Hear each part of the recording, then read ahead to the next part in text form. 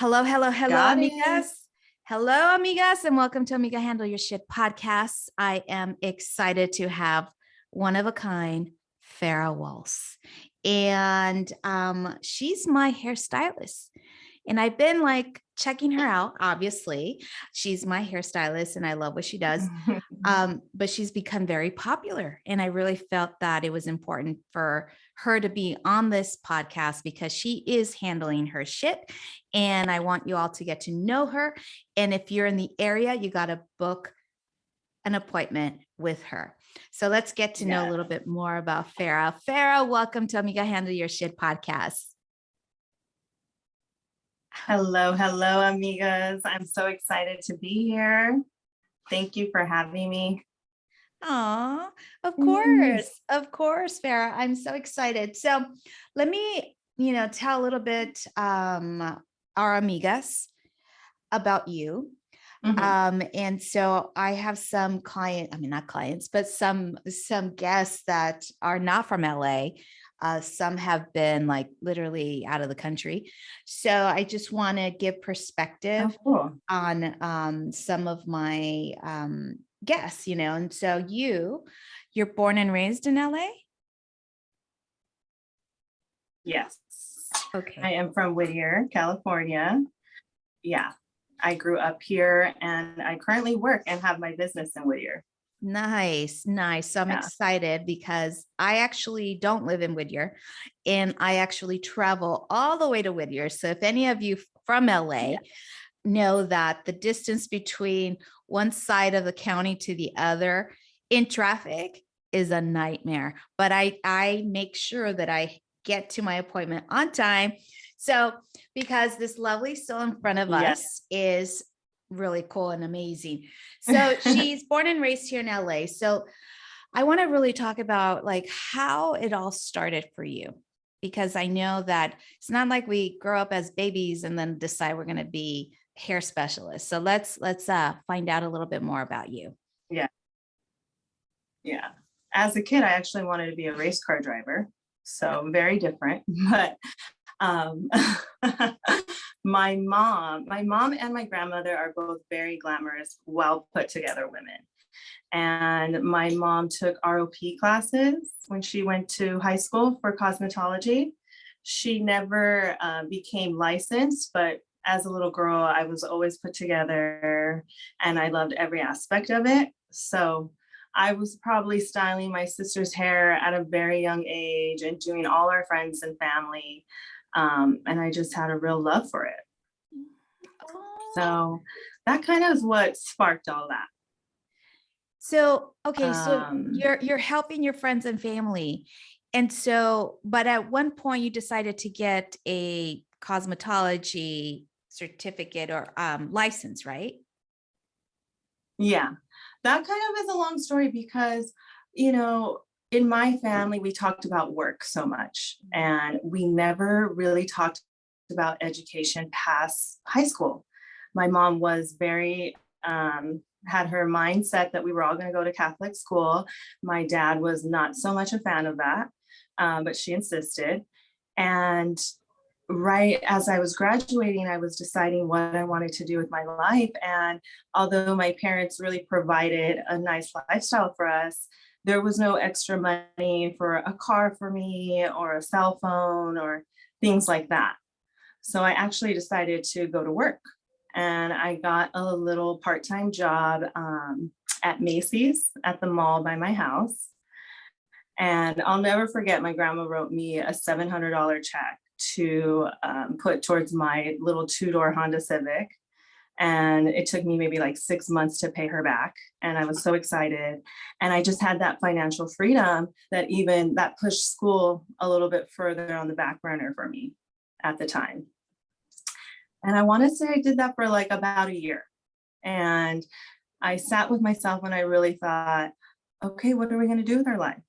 We have to do something. My mom was kind of on my back and I was thinking, and at the time there was this little show on MTV called The Hills. I don't know if you remember it. Yes. And this girl, Lauren, to LA. Yeah. She moved to LA with her best friend, and she went to this fashion school in LA. And I was familiar with it because it's across the street from where my parents actually met and worked at the Federal Reserve Bank. So me and my best friend were very determined to go and have this college experience. And we were going to go to school together and carpool and all of that fun stuff. And you had to do an entrance project. And I remember I created my own cosmetic line called Face It Cosmetics. And I got accepted that day. And they were going over the cost of the school each year. And my friend got accepted as well. And her parents were able to pay for her tuition. And when mine and my parents applied for a loan, we couldn't get approved. And so I even tried a co-signer with my grandmother, and they pretty much ultimately told me to come back in 3 years and apply it for the loan on my own. And I was devastated. I was like, and this was for their beauty program. Because not only did they have fashion, they had a beauty program. And you have to remember, this is before Instagram and marketing yourself and branding yourself was a thing. So I thought, wow, I'm going to go learn the business aspect of my industry and then go get my license. And I'm going to be like set up for success. And when that didn't happen, I was really, really upset. I was like, what am I going to do now? And I remember I went home and I saw a Marinello commercial. And, you know, this is like the OG of the beauty schools. And there was one in Whittier. And I called the school up that day and made an appointment for the next day and toured the school with my dad. And we applied for a loan that next day. And I was starting school the next week. So although that door like really closed for me in one way, that was my first time learning when one door closes, the other one opens. And so that was really exciting for me because now I was just going to learn, you know, I was doing it the other way than what I had thought. Right. So that was really cool. Oh yeah, that's wonderful. Yeah. I think having that door closed at the beauty program, we will not name that beauty program. I think it was a blessing in disguise. It's a blessing in disguise, right? So, okay. So now you're into this school. So then what, I mean, I'm sure you get a lot of training hands-on before you actually either start working for somebody, right? Oh yeah. It took me about a year to finish beauty school because it normally takes about 9 months, but I was working the whole time. So I was juggling both. And gosh, you learn so much in beauty school because you're a cosmetologist, it's not just hair. Oh, what does that mean? So you're learning nails, you're learning skin, and there's a few days of makeup, which I was a little disappointed in because I really loved makeup at the time. That's why you'll find a lot of makeup artists aren't cosmetologists because you can just get certified to be a makeup artist and not go through the whole schooling of cosmetology. Ah, well, I didn't know that. I did not know that. Yeah. Okay, so then you decided hair. I picked up a pair of shears and it's like I had been holding them my whole life.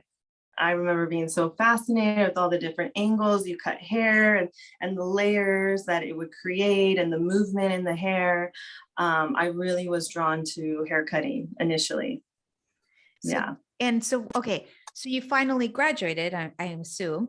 So then what do you do? Like, because, you know, let me tell you a little bit about law. You graduated from law school, but it's like, okay, you don't have customers. Like, what do you do? Like you go to another business, you become, you know, an intern, or what's the process about that? Well, they surprisingly don't talk very much about that. You get your date to take your state board exam, which I think it was the following month, and you're really nervous about this. You're hoping there's two aspects to it. There's a written and a physical, and you have to pass both. And I was so nervous, and they tell you the same day that you either passed or not. I passed. And then I don't even know where the idea sparked because in school, they really don't talk about assisting. And I think it's so beneficial to assist or an intern in any industry you work in. So for me at the time, being from Whittier, my heart was like dead set on working in Hollywood. I wanted to work in Hollywood. I wanted to work under the best of the best stylists. I don't know who they were at the time, but I knew they were out there. And so I remember browsing Craigslist, or I think even Penny Saver had an online now. Do you remember Penny Oh Saver? yeah. Totally. And just assistant jobs, looking and looking. And I came across one, and it was in the heart of Hollywood. In fact, Pink's Hot Dogs was across the street Oh yeah, from the in Melrose. salon. Yeah. Yes. So, being young, I'm 19, 20 years old. I want to be in this area. And I found this salon called Chop Chop Salon. And it was well known. It got a lot of press, about the owner there. His name was Darren. He was this really cool Japanese Irish guy, and he only cut hair. I remember going in for that interview, and for the first time ever, this was news to me that people specialized. I'm like, what do you mean? He asked me, do you want to cut hair or do you want to color hair? And I was like, why do I have to choose? And so then he explained to me that some people do one or the other. And because he was the owner and I was already really drawn to hair cutting, I chose to work under him. Yeah. And it was a really good interview, I thought. And at the very end of it, he said he only hired people who went to Vidal Sassoon Beauty School. And this is like the elite of the elite beauty schools, like tons of money to even go there. And he said that to me. And although I thought, this interview went really well, I had my mom outside cheerleading for me, waiting for me. And he said that I kind of was doubtful, but I didn't live in that space or that energy. I didn't give it too much thought. And I probably called him every 2 days for over a week, just asking him if he had thought about it, what he was going to do. And the day that I walked in there to start my first day, he told me he hired me because of my persistence. And I just kind of laughed in my mind, because my mom always told me, like, no opportunity is going to come knocking on your front door. You have to go out there and get it. So that was how I started my first salon assistant job. Really cool. Interesting. So it was like you convinced him because of your persistence. It's really, I mean, obviously you're I'm like, well, why professional, not me? whatnot. Yeah. But like his perspective of like just hiring Vidal salon interns was like his thing. And you're like, not from Vidal. You decided, no, I'm going to keep on persisting until he hires me. So amigas, when always persist. They say that it takes 4 times to get a sale, just so you know. Apparently it's like I don't know, some sort of theory I read in one of the books that I've read before. And it says there, persist at least 4 times until you get your yes. So hello, you are obviously you exactly did that. You were persistent and you got the job. Okay, so you get the job, and then what happens? So I worked for him for about 1.5 years. Okay. And on the flip side of that, he gave me a whole Vidal Sassoon education. There's this book that everybody abides by. It's called the ABCs of haircutting. I got these books, I got these CDs, and I trained every week in haircutting, either under him or another stylist who would take me on, and I would have models come in. And I remember, mind you, I'm commuting from Whittier to West Hollywood, and I was putting in maybe 9-hour days there for very low pay. And I would be at the Target across the street or the vintage store across the street trying to get models to cut their hair for free. And they would all look at me like, well, why is it free? So I'd have to explain, like, I'm training, it was a whole thing. But I worked there for about 1.5 years, and I got so much experience and education from him. I knew it was really benefiting me putting in this time, but I ultimately decided I don't want to send somebody off to get their hair colored by somebody else. I wanted to have control over the whole look. Like, I'm not just a hair cutter. And a lot of the beautiful creations that come out of our, work is through color. So there was a couple stylists at the salon I was at that moved down the street. They're now off La Cienega at a salon called Ramon Salon. And I found a girl who she did both. She actually was a certified Redken color specialist. And I worked under her for almost 2 years, learning everything I needed to know about color. and she cut hair. So I was learning her little, tips and techniques and things like that. And I really looked up. She was like a great mentor of mine. Yeah. Wow. Okay. So then, all right.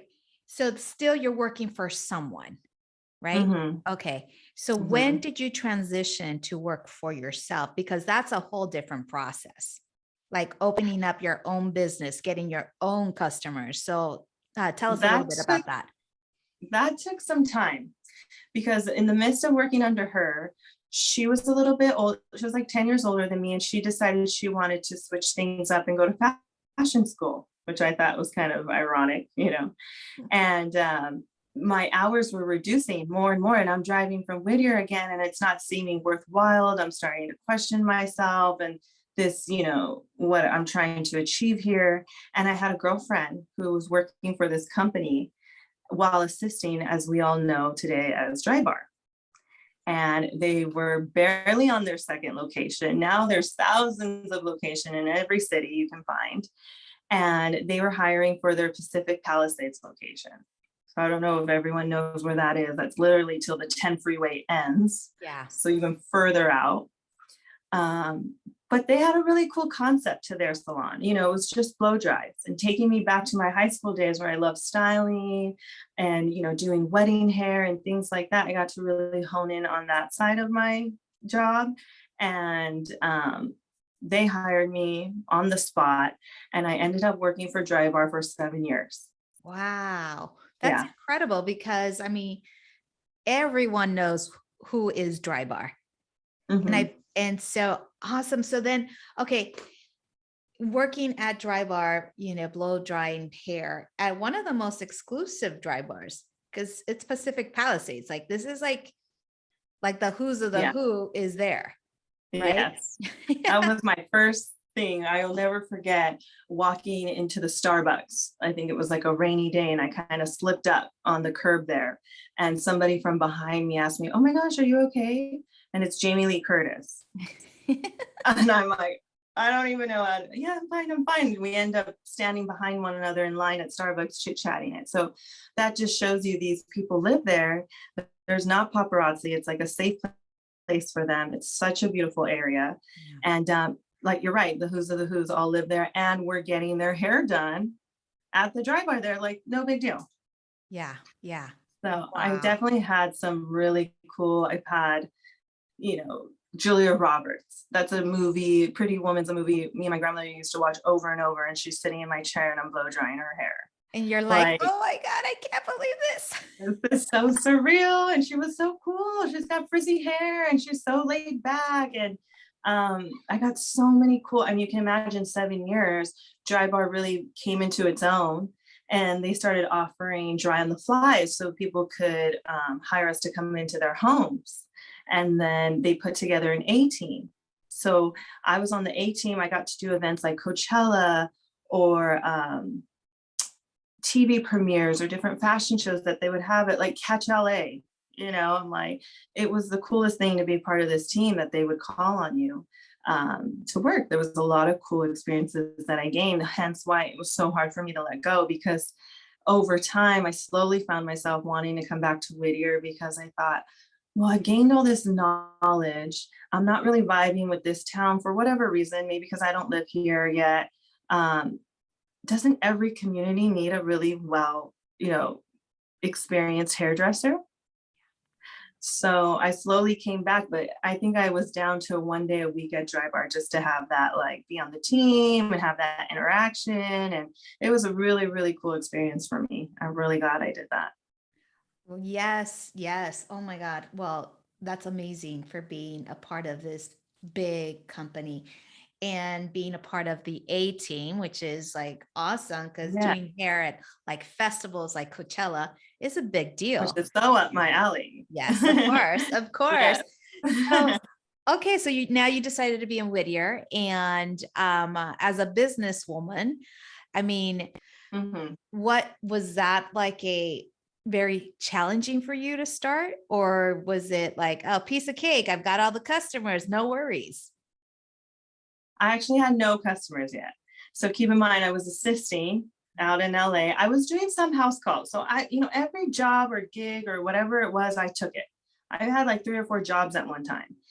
And now I'm gaining clients through Drybar, but they're only blow dry clients. And I'm trying to move back home. So not a lot of those people are going to follow me. And I'm basically in Whittier now trying to build my clientele for the first time on my own, behind the chair. And it was so crazy to me because the minute I moved back to Whittier and so heard, or their friend or whatever, they all flocked to me. My clientele just took off. Like, oh, you're in Whittier? Oh my gosh, I'm going to come see you now. So that was the real start of that. I was only working like 1 or 2 days in Whittier at the time because I wanted to see. I'm very patient, maybe sometimes a little too patient, where I'm like, all right, let me get my feet wet. Let's see how this goes, because, I still was making a good little living out in West LA. Right. Yeah. So now I see you very visible in your Instagram and TikTok, and I know you've been written up at LA Village. So I really want to talk about all that, because that's all marketing.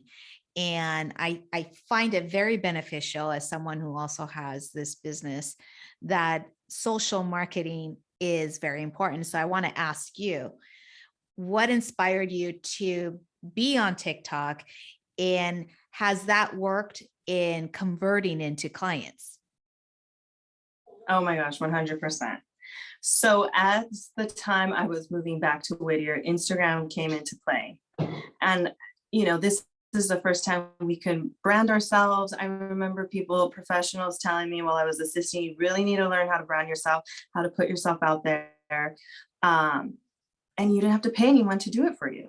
Like, I think at the time my Instagram name was Free Baby. I wasn't even really promoting myself as a hairstylist yet. I was posting just a few pictures, but I will never forget. Her name is Jenny Villa. She's a dear client of mine.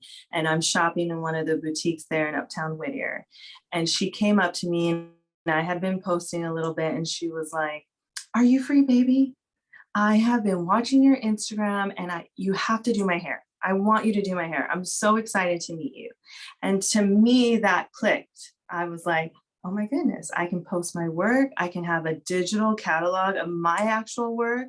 You'd go into a salon before and there'd be these like really outdated magazines of hair inspo that no one was really doing anymore. And you could see my own work. And that is probably the biggest compliment to me, when someone comes in and shows me my own work off my Instagram, that's what they want their hair to look like. Like, that has come such a long way for me. So that was Instagram. Then I caught on to it. Then I turned into freestyles, and I'm posting, I'm learning the hashtag. It really is a whole other job. Sometimes it's a little exhausting coming home from being on my feet all day. I always say I have a little love-hate with the social media, because it's benefited me in my business 100%. But to come home and have to post and do all those things, as you know, it's a little tiresome. But TikTok came into flourishing, and I was like, hey, I'm seeing people really blow up on TikTok. And there's no aesthetic to it like Instagram is. It's really about being yourself and putting yourself in front of the camera, which was something that was new to me. I always say I'm a behind the scenes kind of girl. I'm taking the photo of my work, I'm posting it. But it's been really fun to experiment with that. And sure enough, people on TikTok are messaging me or heading over to my Instagram to message me. And it's like, so cool. It's so cool to see what we're able to do with social media. Yes, totally. And I know that Yeah. now it's like you are so booked that it's like, okay, you have appointments available until August. It's like, wait a minute, Farrah, I need to see you now. I know. But it's working. That I is tell working. everyone we have to pre-book your next one. Yeah. Yeah. So like when you're done styling their hair, you're like, okay, book it up now so that I have you on this chair by X date, because you never know what's going to happen, right? Exactly. Yeah, I'm so grateful. But yeah, it's booked out. Oh, wonderful. I'm so excited for you. And I know that you were written up at LA Voyage. So Tell us a little bit about how that came across to you. That was cool. They reached out, I put all my information on my Instagram, and they just reached out via email. And I remember reading it. I'm like, wow, this is so cool. They want to interview me. And, they send you a list of questions. And it was a really cool experience. I say now it's the first of many, Yes. being written up. Yes. But to read my story back to myself and my dedication to this, it was a little emotional for me, because it's been so many years, so many times of like, should I be doing this? Is this the right move? There's not a lot of people in my corner cheering me on or have paved the way, in front of me, but it just felt right. Yeah. So that was such a cool experience. Oh yeah, I really, congratulations. You deserve it. You deserve Thank that you. and much, much, much more.